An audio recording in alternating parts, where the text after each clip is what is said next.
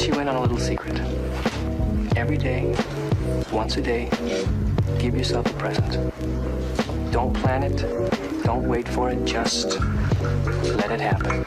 It could be a new shirt at the men's store, a cat nap in your office chair, or 2 cups of good, hot, black coffee.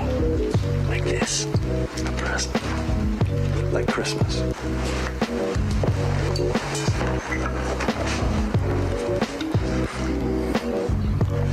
Oh, man, that is the spot. Nothing like a great cup of black coffee.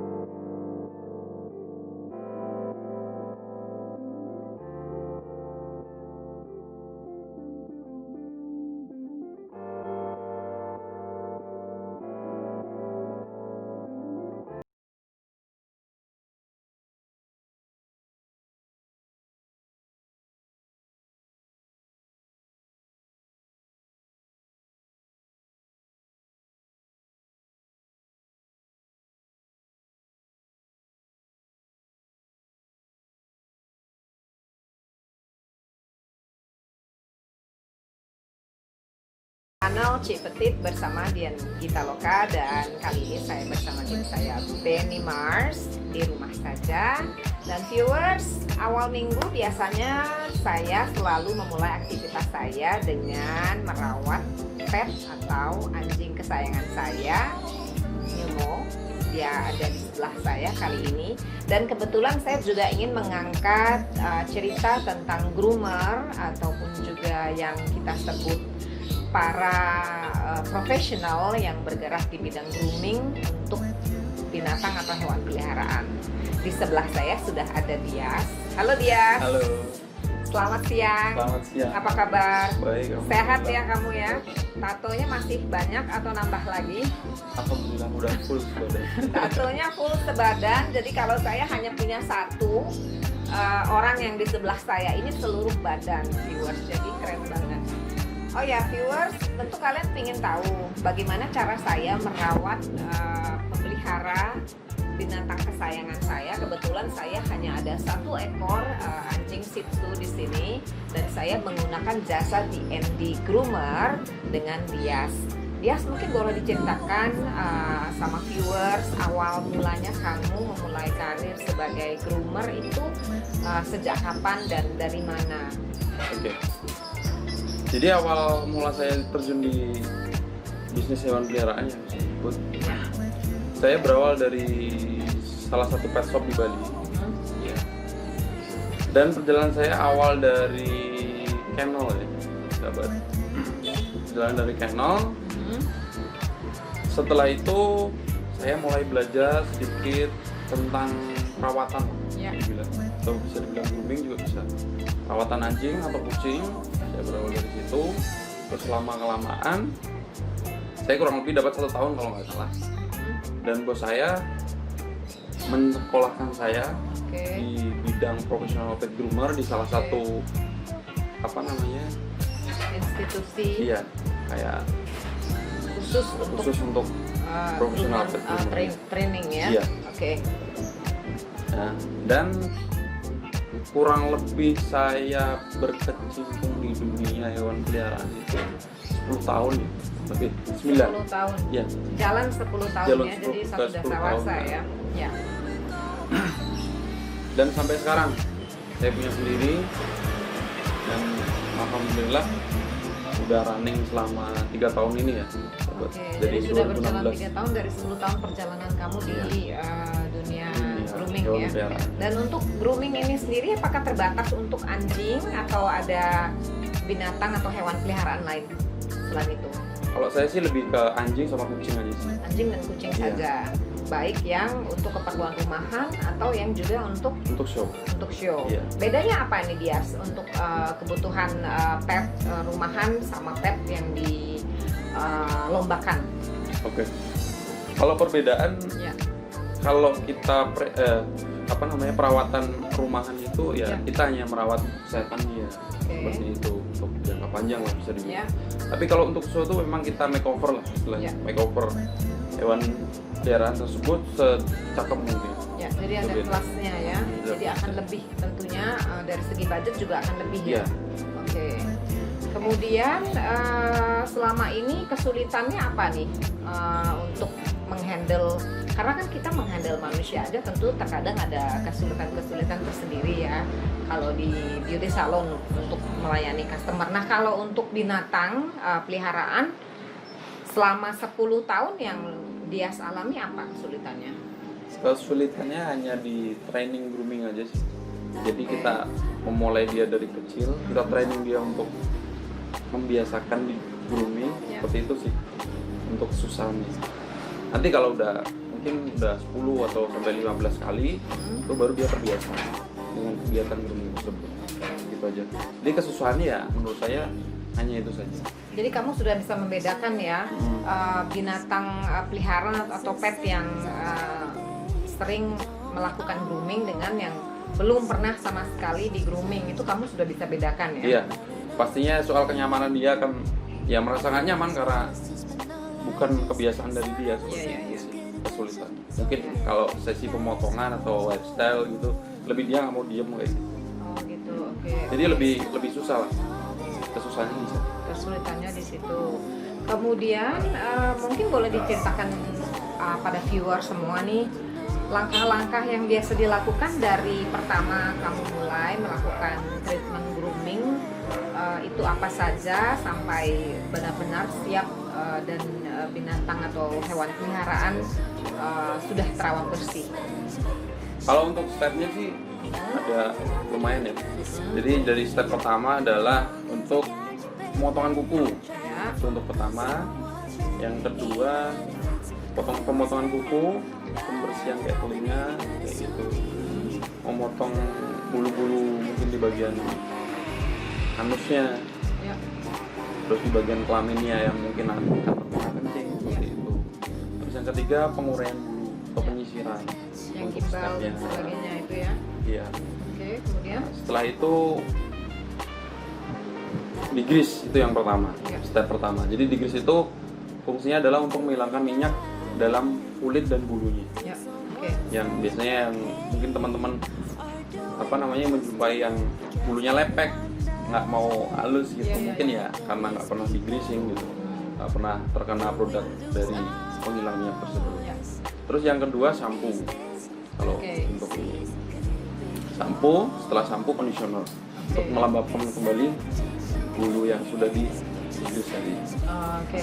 Jadi soalnya kalau di grease tanpa conditioner biasanya kering, teman-teman. Jadi kering dan menyebabkan kerontokan di jangka panjang. Nah, oke.